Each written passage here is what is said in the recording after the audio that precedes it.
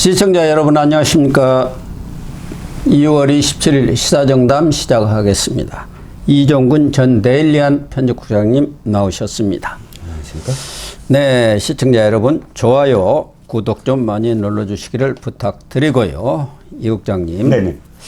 오늘 헌재가 우원식 국회의장이 청구했던 권한쟁의 심판 네. 이 선고를 했죠. 네. 그러니까 마은혁 헌재 재판관 후보자 이거를 국회에서 의결을 했는데 왜 임명을 최상목 권한대행 그 이전에 한덕수 권한대행도 있습니다만 안 했느냐. 이건 국회 권한을 침해한 것이다. 어떤 결론이 내려졌습니까? 결론은 인용 결론이 내렸습니다. 인용 결론이란 건 원고 측, 그러니까 청구인 측 의견을 받아들이겠다. 청구는 누가 있죠? 지금 국회의장이 있습니다. 그 우원식 국회의장의 얘기가 옳다라고 손을 들어준 겁니다. 즉, 임명을 지금 안 한 것은 이미 추천을 해갖고 거의 그냥 요식적인 어떤 행위인데도 불구하고 선별적으로 더군다나 뭐 2명은 되고 1명은 안 되고 이렇게 한 것은 헌법재판소 구성권을 침해한 것이다. 라고 해서 위헌이다라고 지금 밝혔습니다. 또 하나는 이 마은혁 헌재 재판관 후보자를 국회에서 인준을 하면서 우원식 국회의장이 이번에 권한쟁의 심판과 함께 지위 확인 소송, 지위 확인 청구라고 할 수 있죠. 그렇죠. 마은혁은 이미 재판관이라는 것을 국회에서 의결했으니까 그걸 헌재가 결정해달라. 이 부분은 각하를 시켜버렸대요. 각하시켜버렸죠. 조금 어려우실 거예요. 지휘 확인이 뭐냐. 그런데 우원식 등 민주당 논리는 이겁니다. 이미 국회에서 의결을 했으므로 사실 이제 나중에 의결했거든요. 이게 또 꼼수지만 어쨌든 그때 의결하지 않고 의결을 한 행위 자체가 아예 그 시점부터 임명이 된 거다. 대통령이든 권한대행이든 다 요식행위다. 그러면 의결이 끝났으므로 이미 재판관이다. 그러니까 지금 헌재에서 판단해 줄 건 이 지금 마은혁 후보가 재판관임을 확인해 달라. 이미 현재 재판관임을 확인해 달라라는 지휘 확인 청구까지 했습니다. 근데 그건 좀 논리적으로 얘기 안 되네요. 왜 그러면은 대통령한테 임명권을 주었겠습니까? 그렇죠. 헌법에 써져 있어요. 임명한다. 대통령이 임명한다. 이렇게 돼 있거든요. 그러니까 국회는 선출하고 선출한 자를 대통령이 임명한다라고 돼 있기 때문에 아니 그러면 헌법을 뜯어 고쳐야죠. 그러니까 국회가 선출해서 임명한다. 이렇게 해야 되는 거 아닙니까? 그러니까 이거 자체를 이번 헌재에서도 헌재가 권한 침해 확인을 넘어 일정한 법적 관계를 형성할 수 있도록 하는 결정을 할 수 있다는 헌법 및 헌재법상의 근거가 없다. 간단하게 얘기해서 헌법이나 헌재법상에 헌법재판소가 그거 임명했어 라고 마치 헌법재판소장이 임명 권한이 있는 것처럼 임명 권한이 있는 거죠. 그렇게 하면 임명 권한을 부여하지 않았으므로 그런 아무리 찾아봐도 그런 건 없으므로 그냥 각하다라고 이 부분을 내쳤습니다. 거리가 안 된다 그 얘기죠. 부적법. 근데 문제는 이번에 이 권한쟁의 심판을 일단 전원 합의로 이렇게 선고를 했습니다마는 위원이라는 것을 임명을 해야 한다. 그런데 3명이 소수 의견을 냈더라고요. 이게 좀 의미가 있는 것 같아요. 의미가 있지요. 왜냐하면 우리가 지금 진짜 4대 4냐, 뭐 5대 3이냐 이게 뭐야? 대통령 있지 않습니까? 대통령의 탄핵 심판에 8명이 어떻게 될 거냐. 이게 지금 초미의 관심사 아닙니까? 그런데 안타까운 건 뭐냐면 이 우리 법 팀들은 목소리가 높아요. 솔직히 표정도 있고 그런데 이쪽 그러니까 보수 성향을 가진 사람들은 정형식 재판관을 제외하고는 사실 겉으로 드러나질 않아요. 김덕형 재판관이든 뭐 조은창 재판관이든 도리어 조은창 재판관은 조한창 재판관은 뭔가 삐졌다 뭐 이런 얘기도 있지 않습니까? 대통령한테. 그런데 어찌됐든 이 사람들이 좀 소극적이라서 진짜 팔떡이 될 건가? 5대 3이 될 건가? 5대 3 아닐 것 같은데 이런 불안함이 있었는데 이번에 세 사람의 목소리를 낸 거예요. 물론 전원일치로 지금 인용을 했지만 그 안에 이런 내용입니다. 즉 국회의장이 의결을 당시에 거치지 않고 그러니까 국회를 마치 자기가 국회를 대변하는 것처럼 국회의 그 의결권을 침해했다라는 식으로 국회의장이 스스로 그러니까 했던 부분과 관련해서는 부적법하다. 그런데 나중에 의결을 거쳤으므로 어쨌든 이 헌재 전체 의견에는 동의하나 이 부분은 별개 의견을 내겠다. 이렇게 해서 세 사람이 한 목소리를 냈다는 겁니다. 그러니까 보수 중도 후보 세 사람이 네네. 우리법 연구를 중심으로 한 문영배 소장 권한 대행 등과는 다른 목소리를 확실히 낸 것 아니겠습니까? 그렇죠, 그렇죠. 지금까지는 이준석 방통위원장 그 이후에 변론 일정 뭐 조정 문제라든가 또 3명의 증인 채택 문제 여기서는 4대 4로 딱딱 갈렸다는 거 아닙니까? 그렇죠. 그중에 캐스팅 보트를 쥔 분이 이제 이쪽이냐 저쪽이냐에 선 사람이 김영두 재판관이에요. 그렇죠. 또 변론 과정에 있어서 적극적으로 질문도 하고. 네. 그런데 김명수 전 대법원장이 추천한 분 아닙니까? 그렇습니다. 그래서 그런지 원래대로 돌아간 건가요? 진보 좌파 쪽으로. 이번에는 5대 3이 됐지 않습니까? 그렇죠. 5대 만약 3은. 이게 굳어진다 한다면은 이런 어떤 패턴이랄까? 네. 그렇게 되면은 윤석열 탄핵 심판에도 5대 3이 되면 기각되는 거 아닙니까?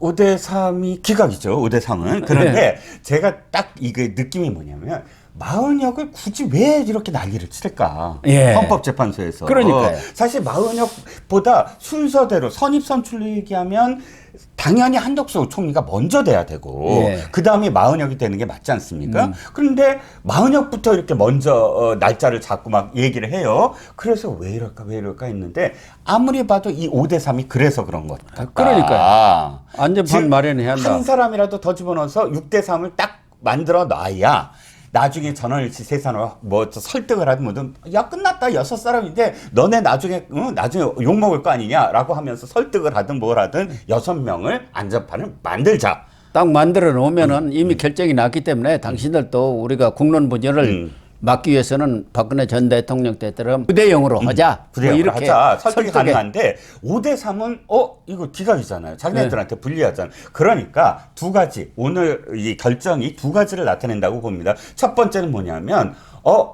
지금 그러니까 이 8명 체제로는 불안하다. 우리 법 마흔역을 문영배를 비롯해서 불안하다. 이건 마흔역 무조건 집어넣어야 되겠다. 온갖 꼼수를 다 동원해서라도 해서 결정을 빨리 한 거고. 그런데 두 번째는 안에 들여다봤더니 5대 3이라는 구도가 확실하게 지금 설정돼 있다라는 겁니다. 그러니까 이 권한쟁의 심판은 다른 뭐 헌재 심판과는 달리 이 탄핵이라든가 이런 것은 6명이 돼야 하는 거 아니에요? 그렇죠. 3분의 2. 네. 그런데 권한쟁의 심판은 과반이면 되니까 이번에 5명이라도 통과가 된 거란 말이에요. 그렇죠. 그래서 일단 6명을 채워놔야 그렇죠. 문영배나 이재명이가 안심을 할 거 아닙니까? 그렇죠. 그런데 문제는 일단 이제 마흔여기는 이거 임명하라. 헌재에서는 이 결정이 내려졌어요. 네. 근데 임명하고 안 하고는 최상목 권한대행 마음 아닙니까? 그러죠. 그런데 최상목 권한대행이 오늘 입장을 낸 것 같네요. 어떻게 하겠다든지. 네, 이거죠. 그러니까 어쨌든 지금까지 낸 것과 똑같이 결정은 존중한다. 존중한다. 예. 일단 그거는 좀 다르죠. 지금까지 낸 것과 헌재의 결정을 존중하겠다. 이건 뭐야? 일단은 받아들이겠다라는 말을 해야죠. 안 받아들인다면 큰일 나죠. 헌재가 경고도 했잖아요. 이거 안 받아들이면 위헌적이고 위법이야라고 경고까지 했잖아요. 그런데 문제는 뭐냐면 여기에 함정이 있습니다. 언제까지가 없어요. 그러니까요. 예. 받아들이는 게 언제까지 하라는 것은 없지 않습니까? 그렇죠. 그러니까 이게 똑같은 논리로 국회 민주당이 하도 지금 빨리 받아들여야 되지 않느냐라고 했는데 민주당한테 이렇게 얘기하면 돼요. 아니 그러면 국회 지금 당신들이 지금까지 낸 법안 중에 국회에서 헌재에서 위헌이라고 한 법률들 많아요. 법안을 안 고치고 있는 건 그럼 똑같이 언제까지가 없기 때문이거든요. 그러네요. 예. 그러니까 지금 똑같이 얘기했습니다. 지금 법제처하고 이렇게 법무부하고 다 문의를 해서 그 다음에 결정을 하겠다. 이 얘기는 지금 당장은 안 하겠다. 이 얘기죠. 급하지 않다. 네, 급하지 않다. 결정문을 두루 살펴봐야겠다.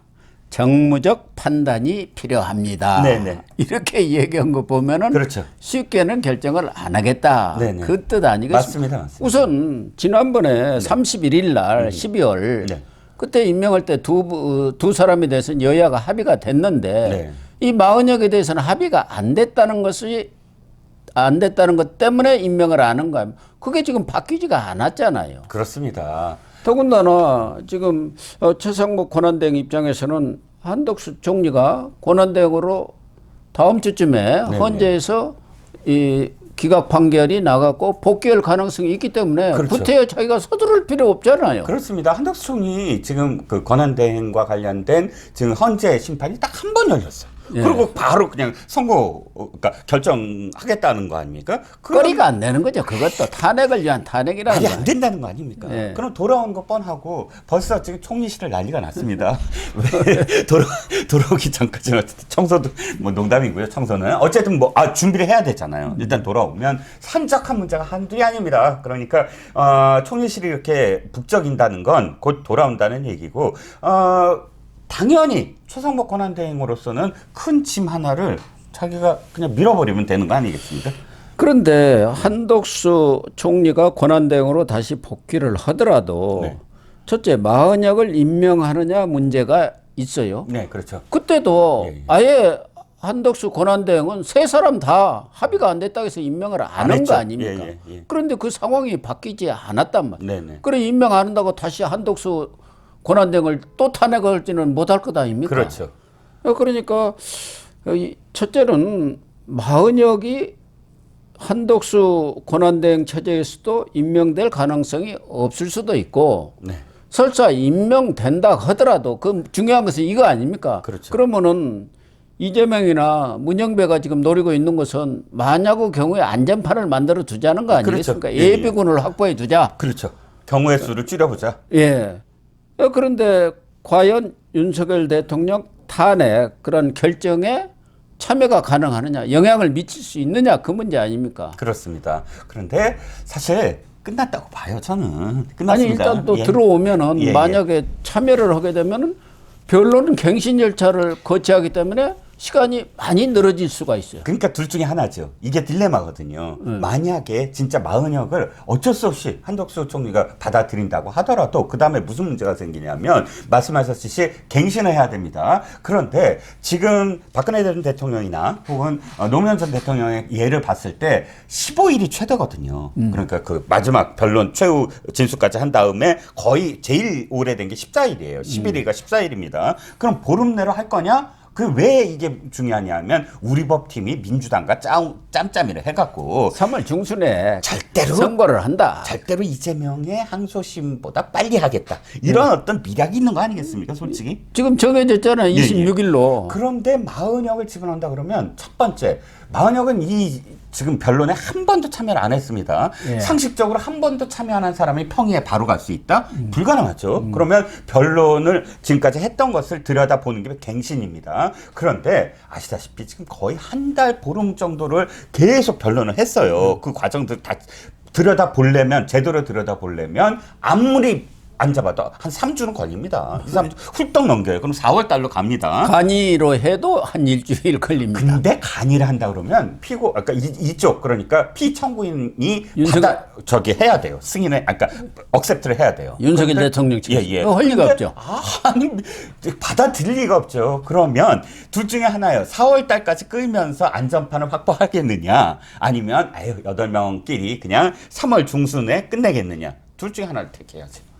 근데 그 결정은 결국은 문영배가 지금 평의에 들어갔지 않습니까? 네네. 탄핵 심판. 네. 그렇게 해서 6명 이상이 확보가 됐다고 한다면은 바로 할 거고. 그렇죠. 근데 확보가 안 돼. 네. 지금처럼 5대3, 4대4로 나눠졌다. 네. 이러면 평의가 길어질 수밖에 없는 것이고, 그렇다면 마흔여개라도 빨리 집어넣어가지고 네. 늦어지더라도 네. 이걸 탄핵을 확실하게 인용을 시켜야겠다. 예. 이렇게 갈 가능성도 있죠. 매조지를 좀 해야 되겠다. 대선이 그렇죠. 늦어지더라도 예. 그렇게 갈 수밖에 없잖아요. 그렇죠. 근데 또 이제 4월 18일 전에 끝내야 된다. 그게 또 이제 복병이고. 예. 그래서 1차적으로는 마흔혁이 참여하기는 좀 어려운 것 아닌가. 네. 최악의 경우를 이제 가정을 해서 마흔혁을 예비군으로 그 헌재에서 밀어는 붙였습니다만은 경우에 따라서는 마흔혁 스스로가 네. 회피할 가능성도 있는 것 아니겠습니까? 나는 빠지겠다. 네. 지금까지 전혀 참여도 안 한 사람이 참여해서 어떤 결정에 참여한다고 한다면 또 공정성 논란, 편파성 네. 논란이 일 것 아니냐. 그래서 빠질 수도 있고 해서 마은혁이 윤석열 대통령 탄핵에 어떤 결정적 영향을 미치기는 좀 어렵지 않겠나 하는 생각은 그렇죠. 저는 듭니다. 네. 현재 입장에서는 어쨌든 그 리스크를 떠안고 마은혁을 할 거냐. 그 리스크가 굉장히 크거든요. 제가 보기에는 대법이 굉장히 빨리 그 이재명의 마지막 상고심을 진행할 가능성도 있으니까 그렇습니다. 거기에 대한 두려움이 이재명한테 클 거예요. 빨리 끝내자라는 게 이재명의 어떤 속셈이라고 한다면 저는 마은혁 변수가 크게 작용하지 않을 것 같습니다. 그래서 마은혁이 탄핵 심판에 참여하느냐 마느냐 이것은 차후 문제고 지금 드러난 헌재의 구도가 아직까지는 5대 3이 확실하구나. 이렇게 되면은 이 구도가 그대로 굳어질 경우 김영두 재판관이 설사 이쪽 진보 쪽으로 합류를 한다고 하더라도 윤석열 대통령 탄핵안 인용이 결코 쉽지는 않은 상황이구나. 이걸 오늘 확인한 것 아닌가.